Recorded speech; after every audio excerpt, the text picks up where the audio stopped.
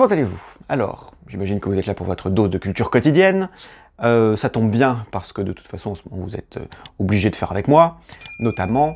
Et donc, je vous propose de partir à la chasse aux démons. Ça va vous faire du bien avec un beau petit Raphaël de jeunesse. Et puis, en fin de vidéo, un petit quiz pour vous défouler un peu. Donc, j'attends de voir vos scores en commentaire. Donc, chers abonnés, c'est parti. Le Petit Saint-Michel de Raphaël est une peinture à l'huile sur bois de 31 par 26 cm, réalisée vers 1503-1505 et actuellement conservée dans la grande galerie du musée du Louvre, que vous irez voir quand vous pourrez. Donc qu'est-ce que vous voyez? Eh bien une image très simple, mais simple ne veut pas dire sans intérêt. Saint-Michel Archange foule aux pieds un démon. Toute sa position évoque l'ange descendu du ciel qui a fondu violemment sur son ennemi. Il tient sur une jambe, ses ailes sont déployées. De sa main droite, il brandit au-dessus de sa tête son épée et s'apprête à décapiter le monstre. De sa main gauche, il tient devant lui son bouclier blanc flanqué d'une croix rouge. Il est vêtu d'une cuirasse à l'antique, un drapé bleu céleste virevolte encore. L'ange, la tête sainte de son halo divin, regarde résigné la créature à abattre. Quant au monstre défait et agonisant, la gueule ouverte, il enroule sa queue autour de la jambe du chef des armées angéliques. Il tente de se dégager en vain de cette puissance survenue du ciel au jour du jugement dernier. C'est le moment le plus fort du combat. Et autour d'eux, d'autres monstres hébétés ont été précipités sur terre et Saint-Michel s'occupera d'eux très bientôt. À l'arrière-plan, dans un paysage infernal, les damnés subissent leur punition et à gauche, sous les murs de la ville des enfers d'Ité, les tombes des hérétiques qui n'ont pas été sauvés sont en flammes, car telle est leur punition. Et les hypocrites qui avaient l'habitude de se parer d'artifices et de mensonges sont désormais couverts d'une prison de plomb doré, tandis qu'à droite, les voleurs enrichis d'or pendant leur vie sont désormais nus. Discrets pour commettre leurs violents méfaits, ils ont beau courir pour s'échapper, des serpents sortent de la fosse pour les saisir et les mordre. Les voleurs agonisent et se transforment en cendres. La cendre se reconstitue alors et le processus se reproduit sans fin. Alors il y a deux sources à cette scène. Raphaël fait une référence à deux textes. Une source biblique d'abord où Raphaël reprend un passage de l'Apocalypse selon saint Jean. Chapitre 12, versets 7-8-9, Saint-Michel contre les anges rebelles et qui terrassent le dragon sur la terre. Et il y eut une guerre dans le ciel. Michel et ses anges combattirent contre le dragon. Et il fut précipité, le grand dragon, le serpent ancien appelé le diable et Satan, et ses anges furent précipités avec lui. Le bien contre le mal, l'ange contre le démon. Et une deuxième source, la Divine Comédie de Dante, poème très connu du XIVe siècle. Et plus particulièrement les chants 22 et 23, qui évoquent les châtiments des hypocrites et les châtiments des voleurs. Donc c'est l'enfer sur terre, le jour du jugement dernier, et Raphaël réussit magnifiquement à allier ces deux textes dans un seul petit tableau, très simplement, très lisiblement, et ce, grâce à sa superbe intelligence de composition. Donc Raphaël se distingue par sa maîtrise de la composition. Alors, je vous laisse chercher les orientations dominantes avant de vous les expliquer, mais sachez juste que son étude, sa réflexion, va donc avoir une signification qui était déjà pensée sur ses dessins préparatoires, ce qui signifie que Raphaël privilégiera toujours la clarté et la lisibilité, c'est pourquoi on repère assez facilement la construction de ses œuvres. Donc ici, on a des diagonales, les diagonales principales qui renforcent l'impression de chute, tandis que la diagonale qui passe par la jambe et la traverse de la croix sur le bouclier permet d'équilibrer les forces et surtout permet d'envisager une symétrie centrale qui crée une forme de S. Et c'est cet aspect de symétrie qui va constituer l'entière harmonie du tableau.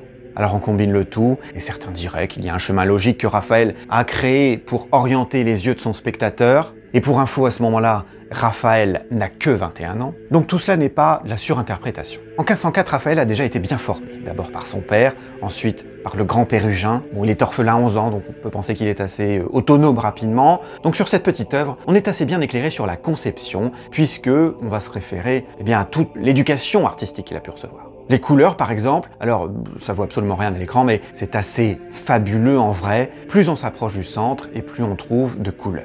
Le rouge orangé des flammes sortant de la ville, du fleuve ensanglanté d'un côté du tableau, arrive au rouge pur au centre sur le bouclier. Le bleu-gris du ciel, en haut à droite, arrive au bleu le plus franc sur le drapé. On trouve également du vert sur les ailes de Michel, et bien sûr, le blanc, la teinte la plus claire, au centre du tableau, coupé par la croix rouge, ce qui n'a de cesse que d'attirer l'œil, bien sûr. Donc c'est un tableau qui fait une trentaine de centimètres, mais tout est mis en place pour capter votre œil. La lumière aussi n'a de cesse que de mettre en valeur le centre de ce petit tableau et de renforcer les effets de diagonale. Et il faut même pousser l'étude de la lumière chez Raphaël, puisque les rayons de blanc qui vont la révéler, cette lumière, accrochent certaines parties de l'armure, un peu comme les peintres de l'Europe du Nord ont l'habitude de le faire. Et cela va prouver quelque chose chez Raphaël dans son éducation artistique, dont je vous parlerai après. Et tout cela crée une image extrêmement forte. Ce petit tableau, ça devient une icône protectrice, comme une amulette ou un sceau, et ça vous donne tout de suite une impression de puissance. Et voilà, donc ça a évidemment plu aux commanditaires de l'époque, et là on parle bien sûr de la cour du duc d'Urbino, ça vous le saviez. Donc Urbino, ou Urbain pour le nom francisé, c'est sur la côte est de l'Italie, sur presque le même parallèle que Florence. Donc on est autour de 1500, et à ce moment-là l'Italie c'est l'équivalent de Game of Thrones saison 1, 2 et 3. Les papes, les grandes familles, la maison d'Este, des Montefeltro, les Médicis, les Sforza, les Borgia, sans les histoires de dragons et de morts-vivants, c'est quasi pareil. Donc pour la suite, je vais vous demander de vous accrocher s'il vous plaît. Bon, de toute façon, je sais que je vais perdre la moitié d'entre vous, donc essayez de suivre sur l'écran. Donc Raphaël, qui se trouve à Urbain au moins jusqu'en 1499, et qui est déjà à Florence en 1500, est très aimé de la cour du duc, c'est-à-dire Guidobaldo da Montefeltro, fils du grand Federico da Montefeltro. C'est ce dernier qui permet à Urbino de rayonner, notamment dans les arts, et ce rayonnement va perdurer encore quelques années. Normalement, jusque-là, vous suivez. Et Guidobaldo a une sœur, Giovanna, qui épouse Jean della Rovere, avec qui ils ont eu un fils, Francesco Maria della Rovere. Jean della Rovere, c'est aussi le frère de Giuliano della Rovere, le futur pape Jules II, grand ennemi de son prédécesseur, le pape Alexandre VI, alias Rodrigo Borgia, et du clan Borgia, dont César Borgia, qui d'ailleurs convoite beaucoup de territoires en Italie, notamment Urbino. Ça y est, j'ai perdu la moitié de mes abonnés. Et en 1502, quand César Borgia, soutenu par Louis XII, le roi de France, conquiert Urbino, le duc Guidobaldo da Montefeltro s'exile. Et son neveu, Francesco Maria, rejoint son tonton Giuliano, le futur pape, qui n'est pas encore pape, et tous les deux partent notamment en France, et Louis XII, toujours le roi de France, attribue à ce petit Francesco Maria, qui a tout juste 16 ans, l'ordre de Saint-Michel. Est-ce qu'il reste quelqu'un sur cette vidéo? Bon, c'est pas grave, vous faites ce que vous voulez, vous réécoutez, vous passez, c'est vous qui voyez. On continue pour ce qui reste. En 1503, mort d'Alexandre VI, César Borgia perd son principal soutien et du coup, son avenir en Italie est très compromis. Guidobaldo et ses alliés reprennent Urbain et tout est bien qui finit bien. Et le petit là, enfin bon, ça y est, il a 17 ans quand même parce qu'on est en 1504, il revient à Urbain, décoré par Louis XII, roi de France, de l'ordre de Saint-Michel, c'est-à-dire l'ordre des chevaliers du roi, et la même année, il est nommé par son oncle héritier du duché d'Urbain. Et sa maman, pour fêter l'occasion, commande à Raphaël en 1504 un Saint-Michel et un Saint-Georges, les deux saints saurochtones, c'est-à-dire les saints tueurs de dragons, qui ont la même taille, qui ont toujours été associés, si bien qu'on pourrait considérer qu'il s'agit d'un diptyque, c'est-à-dire d'un ensemble de deux tableaux. Donc en sachant tout ça, on regarde de nouveau notre Saint-Michel et on comprend que ce n'est pas seulement un joli petit tableau à la mode du temps qui fait des références de textes très connus comme la Bible ou la Divine Comédie. C'est aussi un tableau qui célèbre un passage biographique dans les familles de Montefeltro et de la Rovere. Leur alliance avec le roi de France, leur victoire sur leurs ennemis, les voleurs, les hypocrites que sont les Borgia, et le choix de la représentation de ces deux types de damnés par Raphaël n'est évidemment pas anodin, c'est certainement une référence à César Borgia au moins. Voilà pour les références historiques et politiques, mais on ne s'arrête pas là pour analyser ce petit tableau, ce petit chef-d'œuvre, très à la mode à la cour d'Urbain et qui la symbolise bien. Car dans ce tableau, Raphaël évoque aussi le goût de la cour d'Urbain pour les artistes du Nord. Federico da Montefeltro, le grand-père du petit Francesco Maria, aimait les tapisseries flamandes, aimait les tableaux flamands, les flamands qui étaient les premiers maîtres absolus de la technique de la peinture à l'huile. On ajoute que des copies en gravure de tableaux de ces artistes du Nord circulaient très bien, que Raphaël a vu des œuvres notamment de Memling, qu'il a beaucoup admiré, et donc il a certainement vu des tableaux de Bosch, et qu'une simple comparaison entre les monstres de Bosch et les créatures de Raphaël nous permettent de comprendre bien des choses, et sur l'inspiration artistique de Raphaël et sur le goût pour les peintures du Nord à la cour d'Urbain. Donc analysez bien ces chimères d'escargots, de chiens, de papillons, d'oiseaux, parce que bon, après tout, à quoi bon pouvait ressembler un démon de l'enfer? Et comme on ne crée jamais qu'à partir de ce que l'on connaît, même pour Raphaël, eh bien, même si c'est imaginé, c'est aussi une marque d'originalité. C'est une peinture dans laquelle on va retrouver des éléments nordiques, parce que les commanditaires aimaient la peinture nordique. Je vous le redis encore, Raphaël n'avait que 21 ans quand il réalise ce tableau, mais vous comprenez déjà toute la charge qu'il y a à l'intérieur.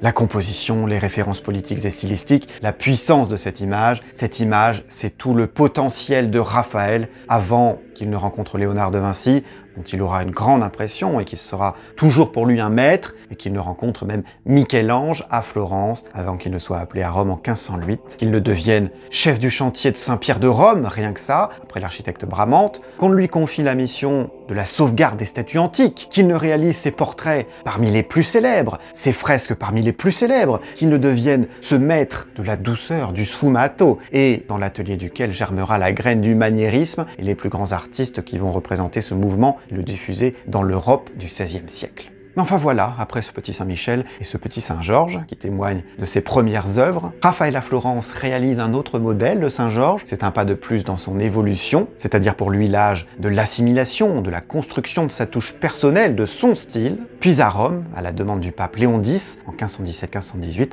Raphaël reprend le thème de Saint-Michel et réalise le Grand Saint-Michel, lui aussi conservé au Louvre. Et là encore, c'est une œuvre qui témoigne de son évolution en tant que peintre, sa maîtrise et la consécration de son style. Bon, et si maintenant on jouait un peu? Bon alors, pour ceux qui savent compter, bah vous comptez vos points et vous mettez votre score en commentaire parce que ça m'intéresse de savoir si vous retenez ce que je dis. Le but est très simple, je vais vous présenter une image, il va falloir me dire si c'est un Saint-Michel ou un Saint-Georges. Donc Saint-Michel Archange, c'est un ange, il terrasse un dragon, et Saint-Georges le Chevalier, il sauve la princesse sur son cheval et il terrasse aussi un dragon. Oui que c'est plutôt facile, donc c'est pour ça que j'ai mis des pièges. Première image. Alors, Saint-Georges, Saint-Michel. Oui, j'ai entendu dans le fond.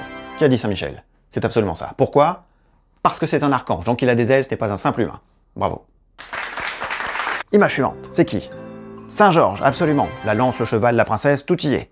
Image suivante, s'il vous plaît. Alors, bon allez, c'est facile là, hein. Saint-Michel, du Mont Saint-Michel. Est-ce qu'on peut zoomer un peu, s'il vous plaît? Merci. Bon, c'était un piège facile. Ensuite, bon alors là, si vous savez pas, je me suis extasié dessus sur la première vidéo de la chaîne. C'est qui ce beau gosse du 15e là? Mais si vous savez, c'est la plus belle sculpture de toute la Renaissance. C'est le Saint-Georges de Donatello évidemment. Bon, suivant. Alors, c'est qui? Bah Saint-Michel. Bah oui, vous l'avez pas vu, mais il est là. Ensuite, Saint-Georges. Ensuite, Saint-Georges. Ensuite, Saint-Michel. Et enfin, ni l'un ni l'autre. Qui a dit Daenerys Targaryen? Bon, si vous n'avez pas vu la série, vous pouvez pas comprendre la blague évidemment. Eh bien, je vous remercie d'avoir regardé cette vidéo, j'espère qu'elle vous aura plu. N'hésitez pas à la partager, n'hésitez pas à vous abonner à la chaîne. C'était Nicolas pour vous servir et je vous dis à très bientôt sur ArcTech.